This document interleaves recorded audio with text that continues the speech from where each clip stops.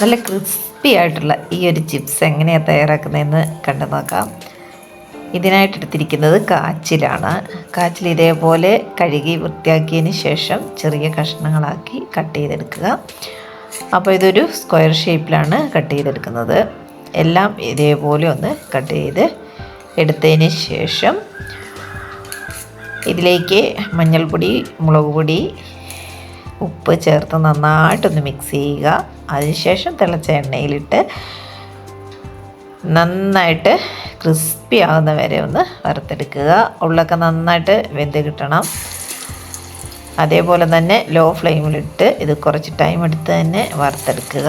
Detailed video എൻ്റെ ചാനലിൽ ഞാൻ അപ്ലോഡ് ചെയ്തിട്ടുണ്ട്, ഒന്ന് കയറി കണ്ടു നോക്കണേ. അതേപോലെ ഒന്ന് ഉണ്ടാക്കി നോക്കുക. വെറൈറ്റി ടേസ്റ്റിൽ നല്ല ക്രിസ്പി ആയിട്ടുള്ള ഒരു ചിപ്സ് തയ്യാറാക്കിയെടുക്കാൻ പറ്റും. വീഡിയോ ഇഷ്ടമായാൽ ഒന്ന് സപ്പോർട്ടും കൂടി ചെയ്യാൻ മറന്നു പോകരുതേ. താങ്ക്